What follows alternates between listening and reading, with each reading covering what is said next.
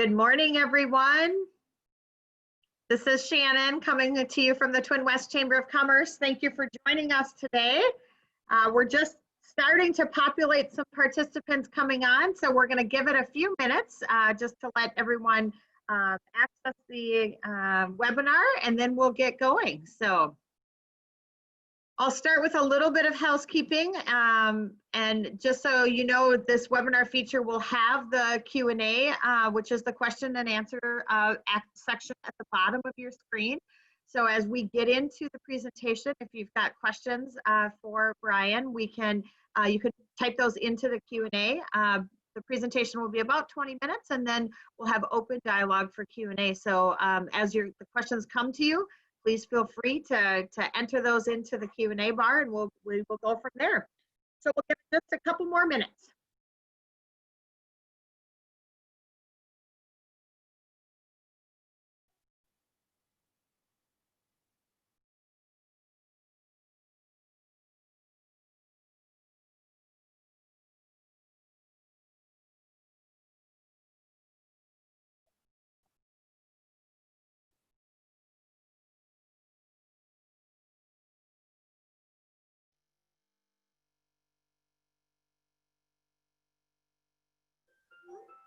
All right, good morning, everyone. Welcome to our special programming on the SBA Payroll Protection Program.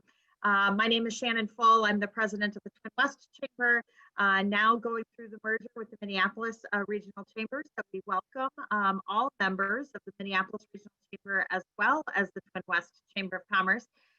We have the great pleasure of having with us today the District Director, Brian McDonald, from the SBA, that's going to give us a little more insight into this very fluid nature of the payroll protection program.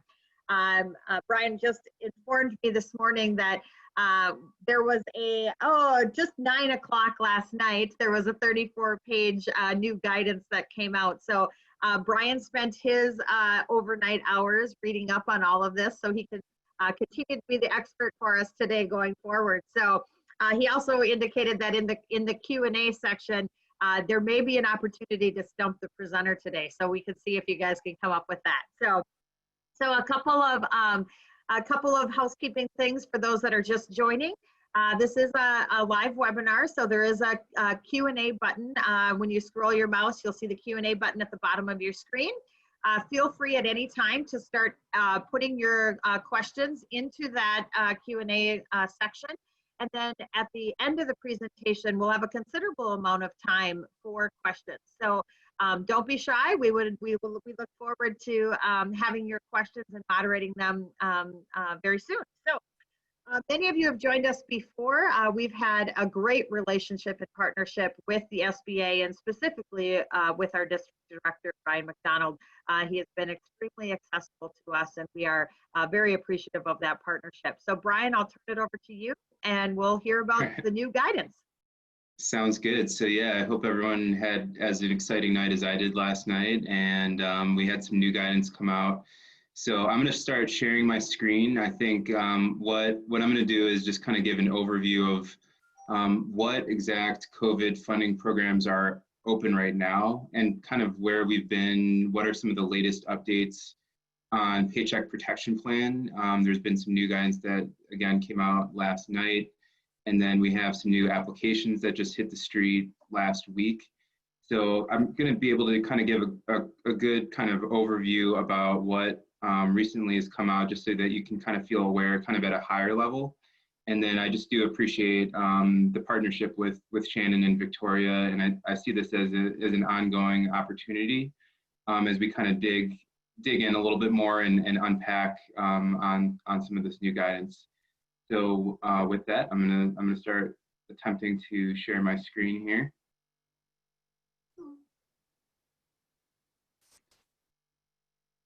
And do you guys see the screen? So I'm gonna go for about 15 or 20 minutes. I just wanna kind of give a good update and overview about what all has been going on, and then I'm happy to take your questions. And if I don't know the answer, certainly we'll research that and get it back to you. So I appreciate that. But the SBA, kind of our mission is to start, grow, expand, and recover for businesses, both new and existing, as long as you're a small business, as we define it. And we're a federal government agency that was created in 1953. But I think, we've really been in the spotlight now since mid-March with some of our COVID funding programs. So traditionally, we're most known for our capital programs, but we also have some great technical assistance resources, which I'm going to highlight a little bit at the end of the presentation. But primarily, I'm going to talk about our COVID funding option programs, and we have some other great programs as well. So here are kind of the four programs that are all alive and up and running at the moment.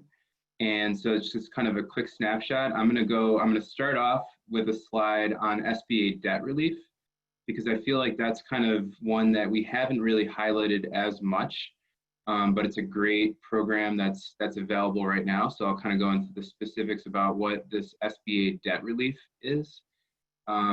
I'll talk just a brief bit about the Express Bridge Loan Program, because it does exist, but really the focus today is going to be on our EIDL, and that's the acronym for Economic Injury Disaster Loan, and PPP, which is Paycheck Protection Plan. So this is just kind of a quick snapshot of our programs, and I just kind of like it as kind of as an overview. And you can see the top line here for CARES Act. These are all brand new programs that were created on March 27th under the CARES Act. So that's the Paycheck Protection Plan, the EIDL programs, and the SBA Debt Relief.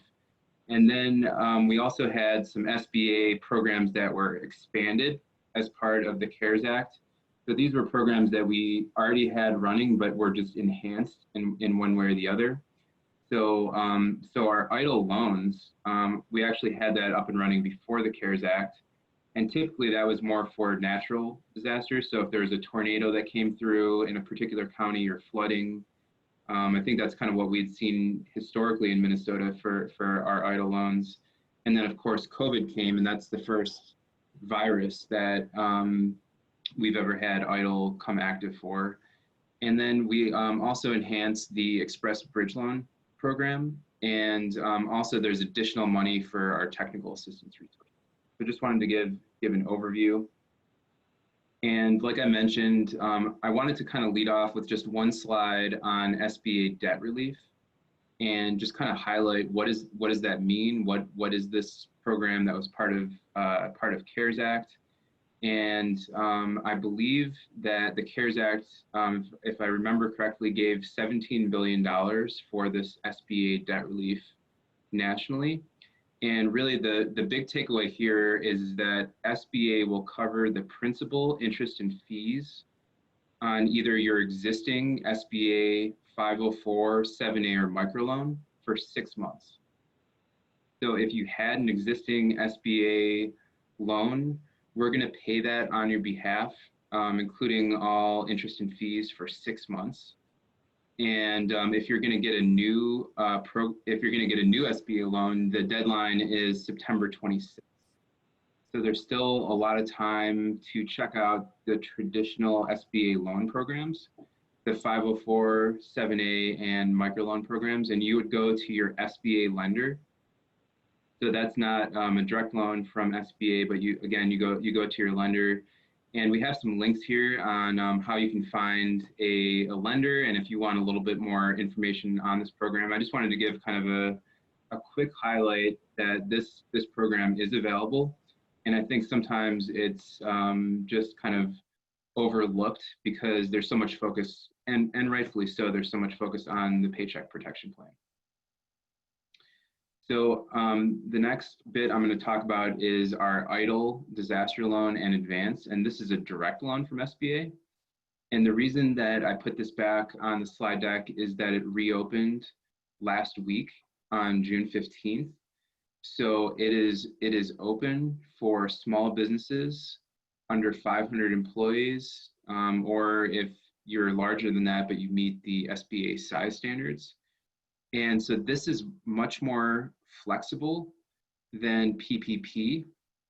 And what I mean by that is it's really kind of a more working capital loan. So yes, payroll is one eligible use, but there's also, it's kind of a wider use than the 4 proceeds that you can use for PPP.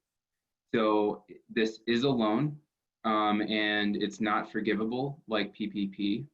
But again, it's direct from SBA and it's at 3.75%.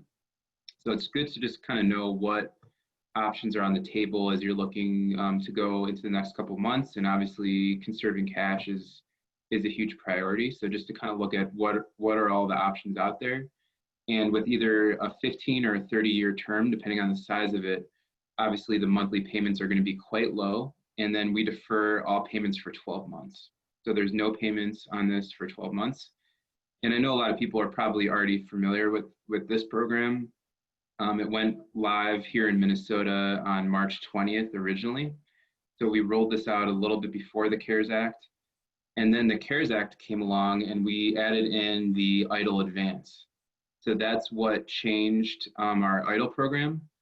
And so it's one application. So you apply for both the EIDL loan and the EIDL advance. And again, it just reopened on June 15th. So if you haven't already applied for this, any small business can go in at this point and apply. And so the EIDL advance is just that. It's meant to get some cash out there quicker because the EIDL loan is gonna be a bit slow. I think we're looking at it's going to be over a month or so once you apply to get the funding. But the EIDL advance would get $10,000 more quickly, and you don't have to pay that EIDL advance portion back. The one thing to kind of keep on your radar is for the EIDL advance, and this goes for anyone that's gotten an EIDL advance previously, or if you get a new EIDL advance, is that it may reduce the forgiveness, just the advance portion on your PPP. So I just wanted to point that out. And if anyone has any questions on that, I'm obviously going to take some Q&A. Now, just a couple quick notes that we're processing the EIDL as quickly as possible. And just wanted to let you know that we have been hiring up and ramping up dramatically to move these through. And so I do know that there's a lot that are moving through in Minnesota. And so I think we have about 50,000 EIDL advances in Minnesota that have gone out and over 20,000 EIDL loans just in Minnesota alone so far that have gone out. So they are moving through. And again, this would be automatically deposited in your bank account. The loans are processed on a first come, first served basis. And then some of this is a little more technical with your loan number, starting with a 3 or starting with a 2.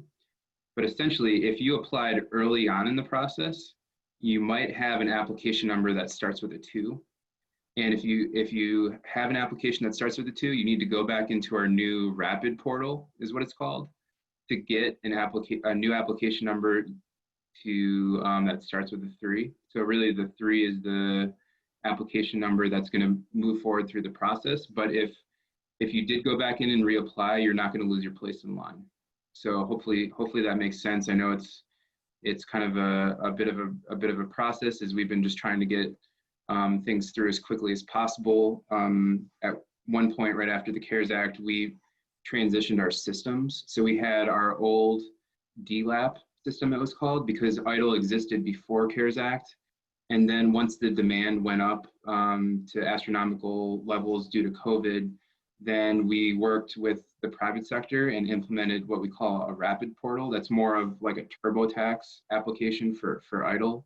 It's not TurboTax, but it's kind of TurboTax-esque. So if you do have an EIDL loan and you're looking for, hey, what's my status? I applied, a couple weeks ago, I haven't heard anything, or I need some troubleshooting, or whatever the case is. This is the contact number because it's through our Office of Disaster Assistance. So I'm in the field office here in Minnesota. And so these loans are going directly through our Office of Disaster Assistance, of course. My team or myself would be happy to talk to you and try to help you as much as possible. but ultimately any troubleshooting or any fixes have to be done by our other Office of Disaster Assistance. So the Paycheck Protection Plan is the real kind of flagship. I know everyone's probably heard of it. Just kind of as a quick overview, because a lot's happened. So this was created on March 27th, and SBA opened this up, and the first loans were made on April 3rd. So really within 1 week, this program was up and running. And so in the first round, $349 billion was then fully exhausted by April 16th. And so all 349 billion was gone within 14 days, which I mentioned our agency was created in 1953. And I think it actually rivaled in 14 days how many loans SBA had done even since we were created in the 1950s. I know we have the talking point that it was 14 years worth of loans in 14 days. I really think it might have been even more than 14 years in 14 days. And so really that's a tribute to all of our lending partners. And so our office works really closely with the lending associations here in Minnesota. And in round one, Minnesota, we were number 3rd in the country per capita in terms of how much PPP we were able to access. But I think, as many of you know, those funds went extremely fast, and it was a really stressful and competitive time in round one. And so then on April 24th, Congress passed the PPP and Health Care Enhancement Act for an additional $310 billion, and the program was then reopened a couple days later. And so we still have funding under this second wave of PPP. But what I wanted to highlight is the PPP FA, so Paycheck Protection Plan Flexibility Act. That's what the FA stands for, was passed on June 5th. And so one of our own Congressman Phillips, I believe, was one of the lead authors on this new act. And now we have new applications that have been posted, both if you're seeking a PPP, if you didn't have a chance to apply before, or if you had some reservations because you didn't know, there was a lot of uncertainty with how the program worked, how the forgiveness portion worked. The program is available. And again, this is through your SBA lender, so this is not from SBA directly. But there's plenty of money still available. There's over 100 billion left. But the deadline is June 30th. So even with the new legislation that gave additional flexibility, the deadline is still the same. So we just encourage anyone to look into this program if you haven't already. If you've been sitting on the fence, perhaps if you thought, well, I'm a sole proprietor, or I'm a really small business, this isn't for me. My recommendation is it's probably worth, at this point, it's worth a closer look. Because I think there has been some flexibility added into the program. So just really quickly, here is how the program is structured. You can get up to 10 million. I think the average size PPP loan so far in Minnesota is about 120,000, 130,000. So 10 million is the largest, but really this program is going to truly small businesses. And so it's going to be at a 1% interest rate. If it's not fully forgiven. And so the intent of this whole program is for it to be fully forgiven. But there's going to be no fees, collateral, or personal guarantees required on PPP. And we have some links here, how to get information. And of course, you go to your SBA lender. So really it's available to small businesses and 501c3 and 501c19 nonprofits. But I think there are a lot of folks who think, well, I'm a sole proprietor or an independent contractor or self-employed, I might not be eligible. But in fact, you are eligible. So like I mentioned previously, it might be worth a second look. And I believe the cap for a sole proprietor, it's between $15,000 and $20,000. So $15,000 or $20,000, if you're a sole proprietor, might be worth the time to looking a little bit closer into it and seeing if it's something for you. So what does it provide? So primarily it's called the Paycheck Protection Program. So the proceeds are geared to cover payroll costs, but there's also 3 non-payroll cost items that you can use these funds for, including rent, interest on mortgage, and utility payments. But as long as 60% is used for payroll, then the whole loan, so 100% of the loan would then be forgiven as long as 60% is used for payroll. And for anyone that's getting this after June 5th, you have 24 weeks. If you got PPP before June 5th, you can do 24 weeks, or you could do 8 weeks, or you could do 10 weeks. Whatever works for you. You have that flexibility, but 24 weeks is the maximum cover time. And I know there's probably potentially some questions there. So again, this is kind of just a quick summary of that PPP FA. It extended coverage to 24 weeks. It reduced the payroll from 75% to 60% for it to be fully forgiven. And then it kind of gives some nice safe harbors, we call them. So if you had FTE reduction, meaning you reduce the number of employees at your company, there's some ways that even if you had that reduction, you could still qualify for full forgiveness. And notably, it extended the deferral period. So really that is the process on how SBA pays the forgiveness. And so we pay that forgiveness directly to your lender that you got the PPP loan from. And so you have 10 months from the end of the covered period to request forgiveness. Again, the covered period is the 24 weeks after you get your loan. So let's say you got your loan on June 1st, you would have 24 weeks to spend those funds, and then you have an additional 10 months after that covered period ends to submit a forgiveness application to your lender. So what happens after you submit that forgiveness application? So it's up to you as a borrower. You have to apply for forgiveness. You submit it to your lender, and the lender would then submit it to SBA, and we review that forgiveness application, and we would pay the lender on your behalf. The application form has been updated for the forgiveness application form. It's SBA form 3508. There's also an EZ form. So now there's 2 forgiveness forms. There's the full form, and then there's an EZ form, kind of like doing your taxes. And there's a couple criteria that if you meet, you can do a 3-page application, which is the EZ form. Now the lender then has 60 days to review your forgiveness and submit it to SBA. I think that's the maximum. I think again, I mentioned that it's everyone's interest for this to be forgiven, and I think lenders, most likely will do it in much sooner than 60 days. And then SBA has 90 days to then review what the lender provided and to make the payment on your behalf. Now the lender will keep you updated, and this is in the new 34-page guidance last night. There's about 7 or 8 pages that came out last night at 9 p.m. that really go into thorough detail about what the lender is required to do and how this whole process works.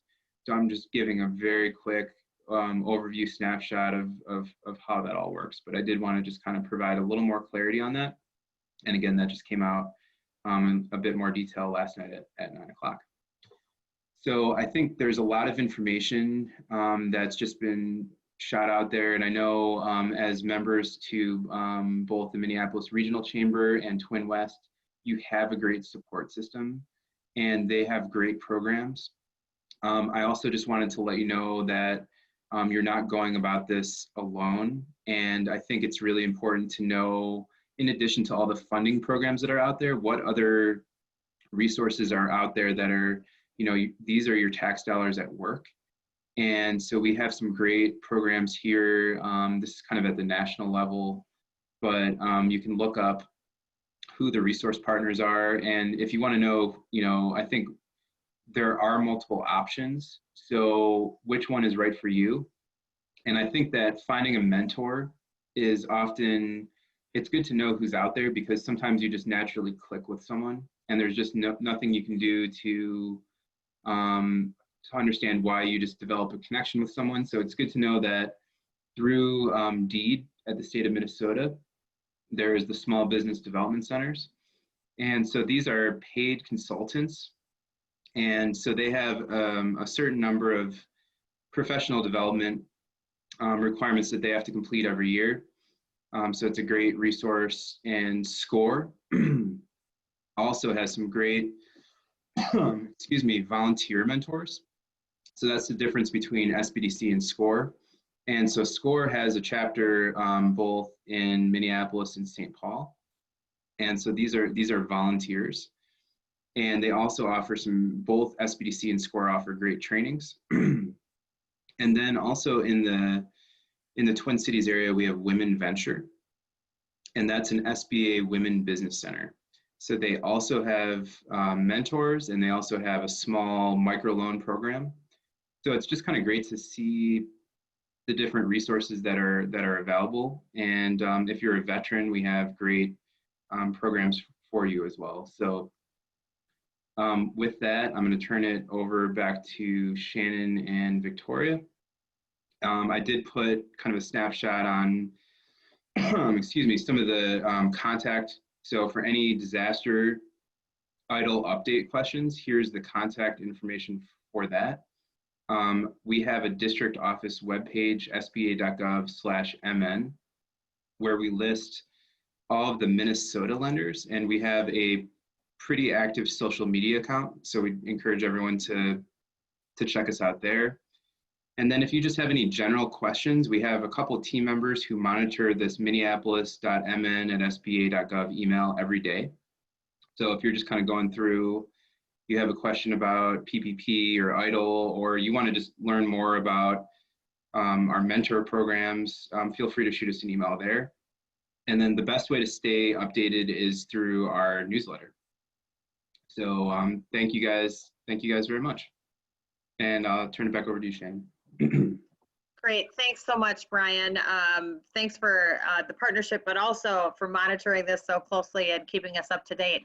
We do have some questions coming in, and so I would just remind you again, as the attendees on the webinar, to use the Q&A button and enter your question, and then we'll try to get through as many of them as we can. I believe we have 9 questions so far. So, okay, so I have a couple that came in through the chat bar. We're going to use those first, and then I'll give you some others, Brian. But if a company can't properly use a PPP loan in 8 weeks, but it can in, say, 12 weeks, can it be fully forgiven at that point to thus remove the full-time equivalency restrictions versus being restricted on FTE through the extended December period?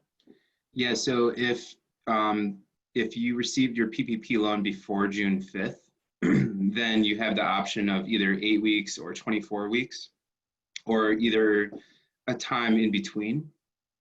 And so I was just on a call with headquarters yesterday at SBA, and they mentioned that that is the case. So we encourage everyone, if you got it before June 5th and you've spent sufficient amount of funds on payroll so that it can be fully forgiven, then hurry up and get your forgiveness application in as soon as that makes sense for you. Okay. Another one is around the EIDL loans and a response that they got from Disaster Customer Service. What's the deadline if it's, what's the deadline? How do you extend the time if you need to get additional documents or help before that? Now that is a really good question. I think that's something where you might want to reach out to our office to really kind of talk that through. So I would recommend emailing minneapolis.mn@sba.gov, our office email. But in general, I think you want to make sure that you follow up within the timeframes as possible, because there's so much demand out there for the EIDL loans and programs. You want to make sure to keep that process going. And I do understand some of the frustration and know that you might have been waiting for a long time, and it's kind of one of those hurry up and wait situations potentially. So I think our office here in Minneapolis, at least, we'll try to provide you the best customer service we can. Great. With the new changes last night, what are some of the revised FTE qualifications for PPP?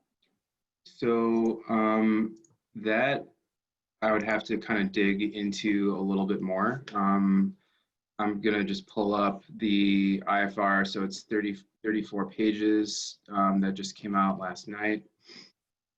And let's see here. So let's see here.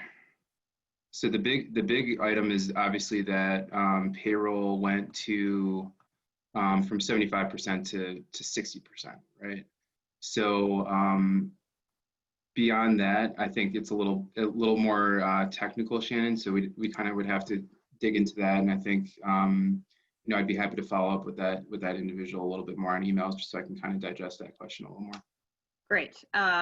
So we will. Looks like Katie, that came from you.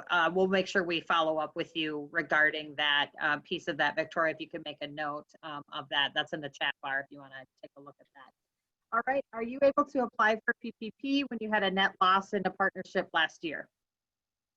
So that is a good question. Typically, the answer would be no. So you would have to look at your tax returns for 2019 to kind of look at figuring out it depends on what your business entity is, because there is and I can send to you, Shannon, there's a document that goes into the specifics on how you calculate your PPP loan amount.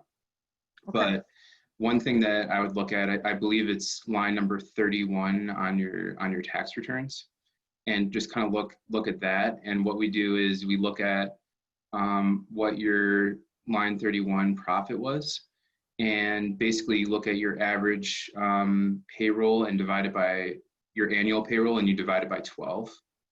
And then you still multiply it by 2.5 is how you calculate it. Okay, great. If you can send that document, we'll post it on our website as well. That'd be great. We received a SBA 30-year fixed loan due to COVID-19 implications. With the loan document, it says you cannot distribute assets to employees, owners, related parties as distribution of bonuses. Does this mean that during my 30-year loan payment, the company cannot pay salary bonuses to employees who have employee contracts that dictate bonuses as part of their compensation? Correct. So you wouldn't be able to use those loan proceeds if that was outlined as something that's not an eligible use of loan proceeds in your closing documents. Okay. Can you talk a little bit more about how the EIDL may or may not impact the forgiveness of PPP and how that will be determined? Gotcha. So let's say you received a $100,000 PPP loan, and you also got an EIDL advance for $10,000. Now, let's say you use primarily all of your PPP loan over a certain period of time in your covered period for payroll. So great. So then your whole $100,000 PPP loan would be forgiven, right, in that scenario. But if you got a $10,000 EIDL advance, then what would happen is SBA would pay $90,000 out of your $100,000. So you would submit your loan forgiveness, and let's say you had a $100,000 PPP loan and you used it primarily for payroll, but you got an EIDL advance of $10,000. SBA would then pay off your PPP loan to your lender for $90,000. And so essentially it's due to the CARES Act law, is my understanding, that it's kind of from the same amount of money. So you can't have the EIDL advance and the forgiveness amount. There's one fixed amount of either PPP forgiveness, and the EIDL advance kind of works into that formula. So hopefully that makes sense. Great. Our application was based on 2019 payroll. Please discuss the chosen reference period for the Schedule A FTE calculation and the average weekly FTE calculation for reductions. Okay, so again, I think probably the best thing, and I know that I'm someone who likes to see kind of all the rules written down, and this is that is a pretty technical thing. So you do want to make sure that, and again, I think really the important thing at this point is if you already have a PPP loan, then you already have your loan amount. And so really this is only applicable for people who are looking to get a new PPP loan at this point. So I just wanted to make that point, because a lot of questions we're getting right now are, let's say I have a certain size PPP loan, can I increase it? And the answer to that is no. So if you already have a PPP loan for X amount, but you've qualified for a higher amount, unfortunately, you're not able to increase at this time. You're not able to increase your PPP loan. Now that might be changing. I know it's been we're getting a lot of questions about that, and so SBA at the highest levels, is aware of that, and I think that's something that's being discussed. But in general, there is kind of a detailed calculation for how you determine your PPP loan size. And so one calculation is if you're a company that has employees, you look at what the average annual salary is, and then again, you divide it by 12, and you multiply it by 2.5. And then if you're a sole proprietor, then there's a slightly different formula that uses 8 divided by 52. And again, the fine print would be in that. So I'm hearing that question multiple times now, Shannon. So we'll definitely make sure we get you that reference. And I think one other piece of advice too is if in doubt, you can go to some of those resource partners that I listed at the end. And I think that was kind of the other important point of discussing the resource partners, is they can both probably assist you with your loan forgiveness application, and it's confidential and no cost. But they probably would also talk to you about financing available, including PPP, and try to help you out with putting your best foot forward and figuring out what loan is best for you. Great. So to everyone, all the attendees, one of the things we will do is we'll take that document, the calculation document that Brian sends, and we'll send it to all of you as a follow-up, so an attachment to the email as a registered attendee. So as I'm just saying that, just so Victoria's like, okay, we got that. The other thing, Brian, are the slides that you showed, can we make those available to the attendees as well? Yes. Just so they have the contact info, that'd be great. Yeah, so we will send both of those to all of the attendees. That'll give you some additional information if you've got further questions on who to call and get in contact with. If you received a loan under the original 8-week disbursement rule, is there anything a borrower needs to do to register intent to take advantage of the disbursement expansion to 24 weeks? So no, so that's a good question. It automatically gives you 24 weeks. There's nothing you need to do. Now there is one change that happened. So we increased the maturity date from 2 to 5 years. So anyone who gets a PPP loan after June 5th would automatically have a 5-year maturity on their PPP loan.